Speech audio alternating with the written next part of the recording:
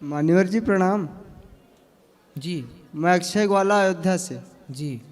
Sir मेरा प्रश्न है कि हमारे जो कुल गुरु माने जाते हैं मुरली वाले, मैं ग्वाला ही हूँ और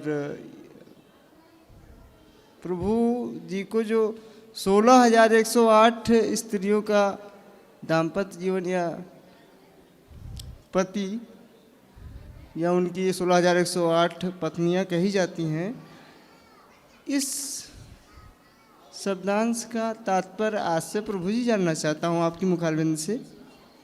क्या जानना है कि 16,108 पत्नियां क्यों थीं?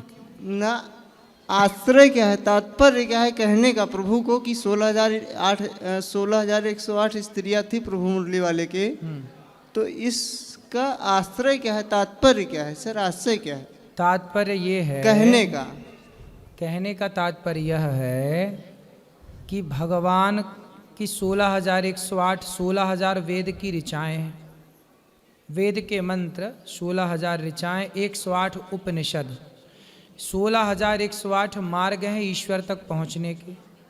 ये सब वेद की ऋचाएँ हैं, पहला। दूसरा, 16,108 पत्नियों के पति हैं भगवान। अच्छा ये बताओ जी, आपके पति कौन हैं? मेरे पति कहें या पिता कहें या ईश्वर कहें, वो मुरली वाला है मेरा पति। मतलब तुम हो एक अगोचर सबके प्राण पति, यस है ना? जी, अपन सब आरती गाते हैं कि तुम हो एक अगोचर सबके प्राण पति।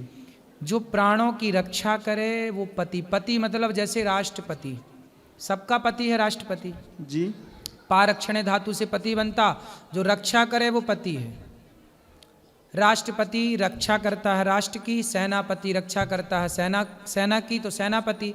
उसी तरह भगवान सबके प्राणों के रक्षक हैं, इसलिए भगवान प्रत्येक जीव के पति हैं, रक्षा अर्थ से जी, सबके पति हैं। तो तुम हो एक अगोचर सबके प्राणपति, तो केवल 16,108 नहीं, इस धरती पर चींटी से लेकर हाथी तक जो है, आप भी मैं भी इतने सब भी सबके पति भगवान ही हैं। पति मतलब रक्षक।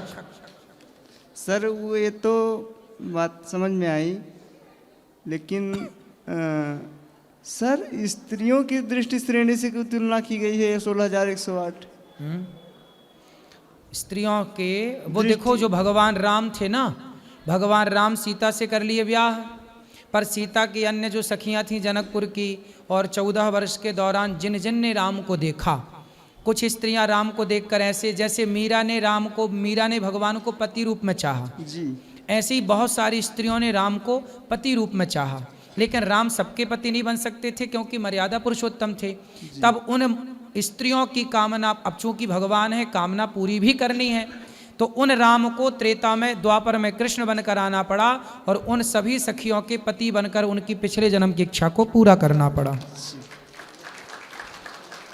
इसलिए गोपियां भगवान को पतिम में कुरुते नमः, पति के भाव से भजती थी। ठीक है जी। और कोई प्रश्न? सर आया हूँ इतने दिनों बाद भाग के, तो बहुत खूब टीवी पे देखा आपको, बहुत खूब सुना आपकी, तो मैं कहा चलो अब चलता हूँ। खुश रहिए जी। जय श्री राधे, जय श्री कृष्ण। जय श्री कृष्ण। और किसका प्रश्न है? जी राधे राधे महाराज जी। मैं जी, दिल्ली जी। से आई हूँ, मेरा नाम सुमन है। भगवान अपने भक्तों को दुख क्यों देते हैं? जितना राम भगवान को न मानते मारे हैं, काहू, सुनो मैया आपका प्रश्न हो गया।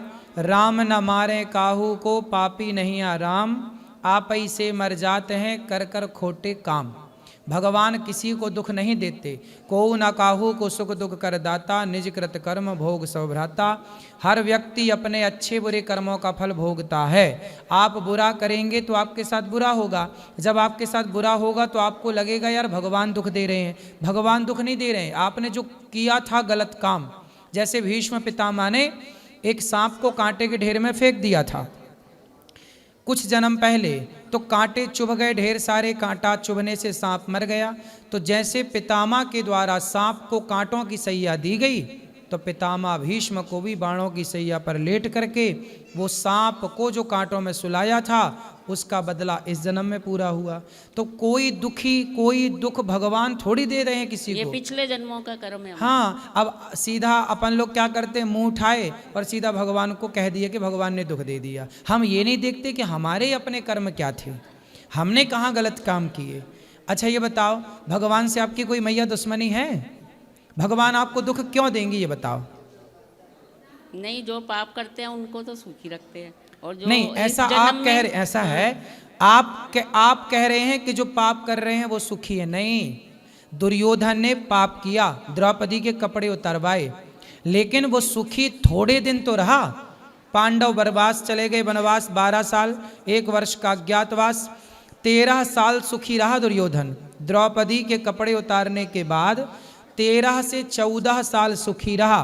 15वें साल तो द्रौपदी के कपड़े में हाथ लगाया ना जिस दिन, उस दिन से 15वें साल में सर्वनाश होना स्टार्ट हो गया।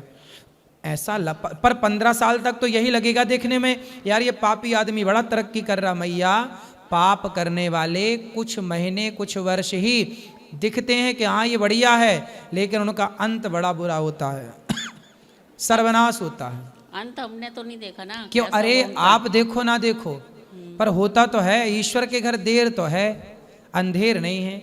लेकिन ये बताओ, दूसरा पापी है पुण्यात्मा, उससे आपको क्या? आप बताओ कि आप दुखी हैं तो भगवान को दोष क्यों देते हैं? हम दूसरे के पाप पुण्य के ठेकेदार क्यों बने? अपना देखो ना कि आप कितने पाप और पुण्य करे बैठे हो। आप बताओ, आप दुखी हो कि सुखी हो? हम तो संतुष्ट हैं, हमें कोई वो नहीं है, लेकिन कोई काम नहीं होता ना तो फिर मन में ये बातें आती हैं। तो काम नहीं होता तो काम कर लो, इसमें भगवान सब काम करने आएंगे। तुम्हारा झाड़ू पोंछा सब भगवान करें हैं? नहीं, ये बात नहीं कह रहे। फिर क्या बताओ? बच्चों की शादी नहीं हो रही, बच्चे इतने बड़े बड़े होते जा रहे हैं। कितने साल के हैं? 30 से ऊपर हो गया बेटा। बेटा क्या काम करता है? बेटा जॉब करता है। कितना कमाता है? ये तो पैकेज होता है ना, उसका हिसाब कितना होता तो बताओ, मैं चुरा थोड़ी लूंगा। कितना कमाता है? है। यही 30-14 लाख। तो इतना अच्छा कमाता फिर भी शादी नहीं हो रही है? नहीं हो रही। तो उसको बताना चाहिए, साल में इतना पैसा कमा रहा है। साल में कि महीने में? साल में। अब बताओ, 40 लाख रुपया कमा रहा है साल का, फिर भी शादी नहीं हो रही है? भैया अपना नंबर दे दो, अभी हो जाएगी 1 हफ्ते के अंदर। अभी देखो यूट्यूब पे सब सुन रहे हैं कि 40 लाख कमा रहा मैया का छोरा। 40 लाख नहीं बोला मैंने, 13 बोला है साल का। अच्छा हाँ, 40 नहीं बोला मैंने, 13-14 ऐसे बोला। ठीक है, इतने में भी हो जाएगी। हाँ। कहाँ नंबर दें? हैं? कहाँ पर लिखवाएं? आप अपना नंबर बोल दो, मोबाइल ऐसी यूट्यूब पे आ जाएगा, अपने आप छोरियों के फोन आने लग जाएंगे। यूट्यूब पे नहीं मैं बोल। राधे राधे।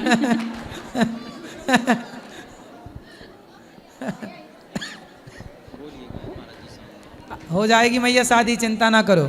बेटे से बोलना पीपल की पूजा करे, सवेरे जल चढ़ाया करे, शाम को दीपक जलाया करे। पीपल में, पीपल में शाम को दीपक देसी घी का और सुबह जल 1 महीने तक कंटिन्यू करने से विवाह के योग बन जाएंगे। 1 साल के अंदर ही हो जाएगी विवाह शादी। ठीक है? जब ब्याह हो जाए तो बहू को, दुल्हा दुल्हन को दोनों के लेके आना, बेटा बहू को। ठीक है? खुश रहिए।